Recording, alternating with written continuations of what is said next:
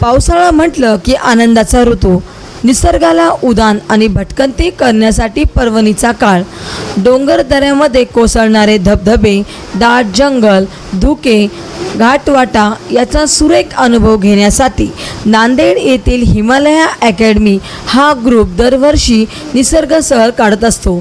या वर्षीची पहिली वर्षा सहल अंधारबन या पुण्यापासून 75 किलोमीटर अंतरावर असलेले निसर्गरम्य ठिकाणी काढण्यात आली होती.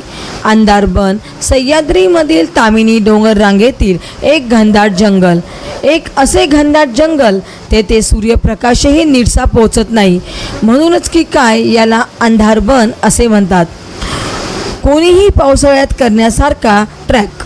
हा ट्रॅक चालू होतो तो पिंपरी डॅमपासून आणि शेवट होतो तो भीरा डॅमजवळ. असा हा 15 किलोमीटरचा प्रवास. यामध्ये 6 किलोमीटर अंधारबन जंगल पूर्ण करून भीरा डॅमजवळ पोचायचे. हा 15 किलोमीटरचा प्रवास आपल्याला निसर्गाची वेगवेगळी रूपं पाहायला मिळतात. तामिनी परिसरातील उंच डोंगर आणि त्यातून खाली कोसळणारे छोटे मोठे धबधबे आणि त्यातच असणारी हिरवळ, हे पाहून मन अगदी प्रसन्न होऊन जाते आणि ते निसर्गाचे रूप पाहून आपण उल्हासित होतो. त्या कोसळणाऱ्या धबधब्याखाली आपण मस्त स्वतःला झोकून देतो. त्यातच आपल्याला ऊन पावसाळा खेळ पाहायला मिळतो आणि मध्येच पावसाळी धुकं संपूर्ण परिसर व्यापून टाकतो. ऊन असताना क्षणार्धात समोरचे काही दिसेनासे होते.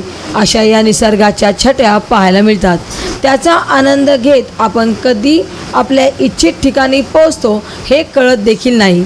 तर असेच हे अविस्मरणीय क्षण मनात साठवत पावसाचे मुक्त बरसणारे रूप अनुभवत हिमालय अकॅडमी नांदेडचे 20 ट्रॅकर्स घराकडे परत निघाले.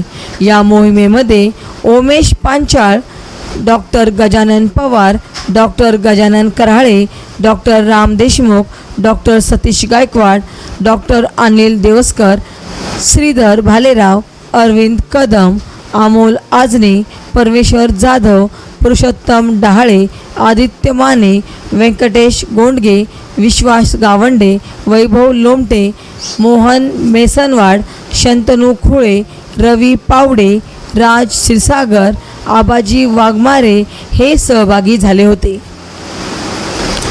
महाराष्ट्र वाईब न्यूज प्रतिनिधी सखाराम क्षीरसागर, अर्धापूर, जिल्हा नांदेड.